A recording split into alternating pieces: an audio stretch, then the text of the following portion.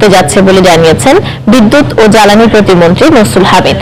সকালে রাজধানীর Radisson blue হোটেলে ইন্টারন্যাশনাল এনার্জি এফিসিয়েন্সি ডে উপলক্ষে আয়োজিত এক অনুষ্ঠান শেষে সাংবাদিকদের এই কথা জানান তিনি। এছাড়া আন্তর্জাতিক বাজারে তেলের দাম স্থিতিশীল হলে তার সাথে সমন্বয় করে দেশের দ্বিতীয় দফায় দাম কমানো হবে বলেও জানান জ্বালানি প্রতিমন্ত্রী। এলপিজির ব্যাপারে আমরা দামকে আমরা শহরের পর্যায়ে রাখার জন্য আমরা একটা পলিসি অ্যাডপ্ট করতে যাচ্ছি।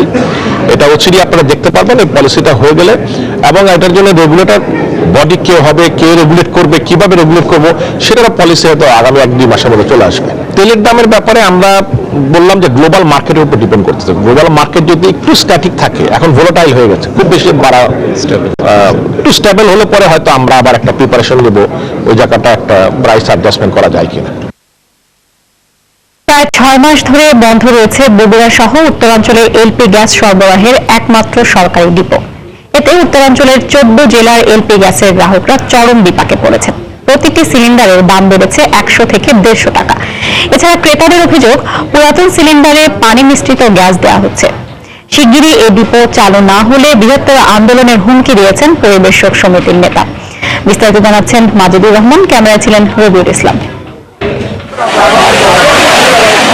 গত বছরের 20 আগস্ট বিপিসি নিয়ন্ত্রণাধীন বগুড়া ডিপোতে ট্রাক থেকে গ্যাস ভর্তি সিলিন্ডার নামাতে গিয়ে ভয়াবহ বিস্ফোরণ ঘটে। সেই থেকে বন্ধ রয়েছে বিপিসি অধীন পদ্মা, মেঘনা ও যমুনা অয়েল কোম্পানির এলপি গ্যাসের ডিপো।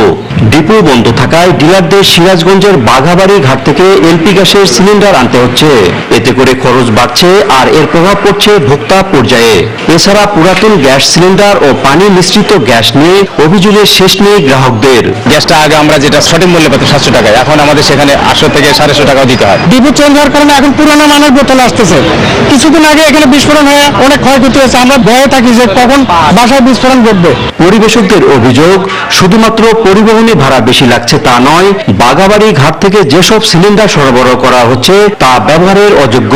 ভালভ লিকেজ, তারপরে আপনার ওর ভিতর পানি থাকতেছে, ওজনে কম থাকতেছে, বাস্ট হচ্ছে, আগুন ধরতেছে, এবং সিলিন্ডার ক্রেতারা ভোক্তারা ক্রয় করার পরও আমাদেরকে ফিরে দিয়ে যাচ্ছে। বাগাবাড়ি থেকে এই মাল উত্তোলন করলে পার সিলিন্ডারে 100 টাকা বেশি খরচা হয়। সেই খরচাটা ভোক্তাদের উপরে পড়ে যায়। তাই শীঘ্রই ডিপো চালু না হলে বৃহত্তর আন্দোলনে হুঁশিয়ারি দিয়েছেন উত্তরাঞ্চলের এলপি গ্যাস পরিবেশক সমিতির নেতা। আর সংশ্লিষ্ট কর্মকর্তা বলছেন, নতুন ডিপো স্থাপনের প্রস্তাবনা দেওয়া হয়েছে। কোনো কোম্পানি থেকে এই ডিপো চালু করার ব্যাপারে কোনো সিদ্ধান্ত গ্রহণ না হয় তাহলে আমরা অফিস ঘেরাও সহ আমরা মাল লিফটিং বন্ধ রাখবো। এই ডিপো চালু করার ব্যাপারে আমরা নতুন জায়গা দেখেছি এবং খুব সহসায় আমরা আশা করতেছি সেখান থেকে একটা ভালো রেজাল্ট আসবে এবং আমরা ডিপো চালু করতে পারবো।